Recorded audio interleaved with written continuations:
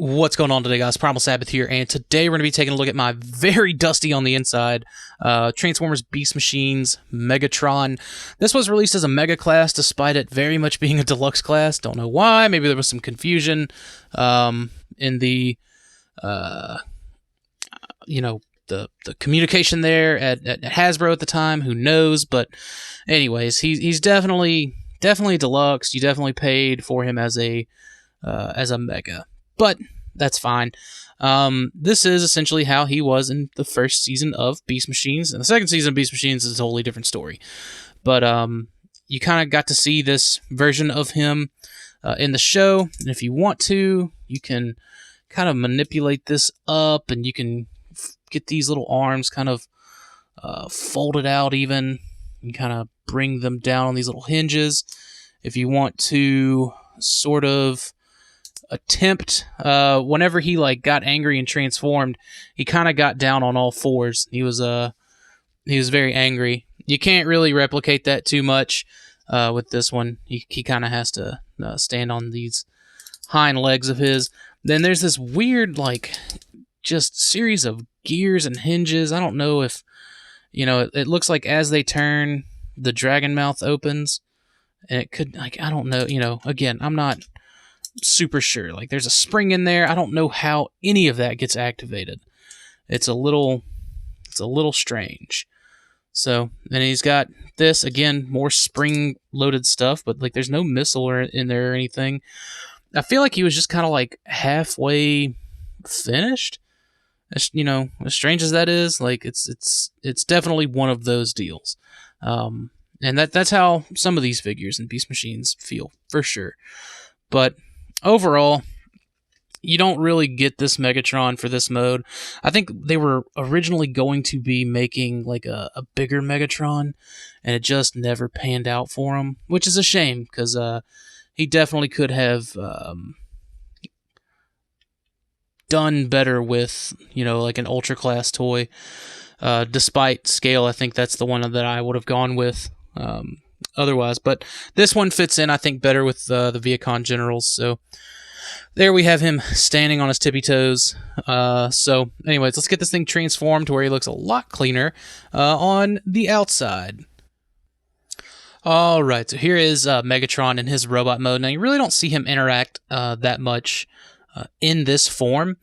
Something I do want to point out, and again, it's going to showcase all this dust, but, whatever, is all of the sculpted in details running throughout the wings. You have the veins here, and again, what kind of looks to be, I guess, the bone or whatever for the wings, and you got a little R there. Guess that means right, because I'm sure there's a little L somewhere over here that means left, and if there, okay, there it is. It's just upside down L. But you can, if you want to, leave these up and out. I choose just to kind of, poke them back in. But again, you really don't see him in this mode too much. And he does have this kind of facial, this mask thing over his head, which we saw on the show a lot, which was kind of his control harness, which I do think is pretty cool. I don't know how another company would kind of come in and maybe add to that. I mean, I guess they would have to replace this entire wing portion to get something with the hands on it or whatever. But I did like him in that control harness in the show. I thought it was pretty cool, pretty interesting. I like how these little dragon arms here just kind of fold up and become the abs essentially. Also, while we're at it, Viacon Spark Crystal shouldn't be a surprise. Now there was an alternate head for this. If you were at RoboCon, the last 2 years, 2019 and 2018, you would have seen that alternate head for him, and it was also in the Toy Fair catalog for the year that he was released, which is really interesting. So there's at least, it was molded and it was painted, so there's at least a molded, painted version of that alternate head out there somewhere. Now, if you want to, you can get it. He's got a little hand right here with a hole in it. You kind of got to get this out the way, and it protrudes and it becomes a pain in the butt. But anyways, I just kind of leave it down like this, and of course he still has his ability to grab things with his little dragon arm, which was something that ported over from Beast Wars as well. But again, the main draw is definitely this this harness mode. Try to get that up in there. Now you see there's a little hole there and up there, and there's these little pegs. They don't really work all that great. You just kind of have to hope they grab, and like that's that. I mean, you can kind of get in here and sort of pinch them together. Pinch, however you want to say it.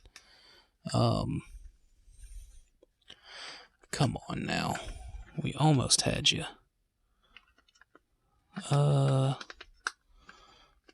There we go. And it'll loosely stay. And it's not, you know, a center kind of connection. So he's going to be kind of like lopsided off to one side or the other or whatever. But, and essentially, you just kind of like manipulate his feet down here to where he would sort of, I guess, go forward. But he's ultimately, usually, okay, he's either going to lean forward like that, or he's going to kind of lean backward like that. So, you know, at this point, it is what it is. There's no getting past that, I don't think. So, anyways, actually, I think that's kind of straight up and down. So, that's a plus. But yeah, so here he is in the kind of the control harness mode. This is how I have him displayed on my shelf. Let's bring him to the front here. Let's kind of move this. And like, that's it. There's nothing special about it. There's nothing like crazy that it does or anything. But what is pretty cool is how he looks with his generals. So let's get thrust in here. I usually kind of have them off to the back. Again, I'm kind of having to mess with that little wire that I got running back there for him to stand up on. There we go. Okay, now stay. Good deal. And let's get Tankor. Again, still a little on the short side, but not too terrible. And even though I don't have the stand for it, let's I usually have thrust kind of like hovering up here above, you know, the rest of them, but let's see. I think I can actually kind of, let's just, for the sake of this, do it this way. Oh, come on now. Help if I got his heels out. All right. There we go. And boom. All right. So, oh, come on now. So now you get to see them kind of like as they are, as a unit, as a squad, you know, without all the, you know, the drones and things like that I have with them. So this looks pretty good. Like, I like this look. Everything kind of fits. You know, like, I feel like the Generations Tankor does fit pretty much seamlessly in here, and I really couldn't, you know, ask for it any other way. Again, I think the Takara one will probably look a little bit better, and he could look even more out of place. I don't know, but this I definitely dig. We just need a new head for that Jetstorm, but other than that, like, this is a solid group shot, I think. So yeah, that's it for the Megatron. Let me know if you guys are kind of going for a like a show accurate Viacon cast. I think that'd be cool to see. I think Beast Machines needs a little bit more love, and I'd like to see some more come out of it. So we still have 2 more Viacons to get through, and then a few more odds and ends for the line, and then we'll get into like the Dinobots and stuff like that. So anyways, if you guys enjoy this kind of stuff, give it a like, give it a comment. If you're on Facebook, go like my Facebook page, Primal Sabbath, and also go check out the Stasis Lock Facebook page and go like that as well. They're 2 different entities, so if you want to kind of keep caught up on like Beast Wars news and stuff like that. So anyways, thank you for watching. I'll see you later.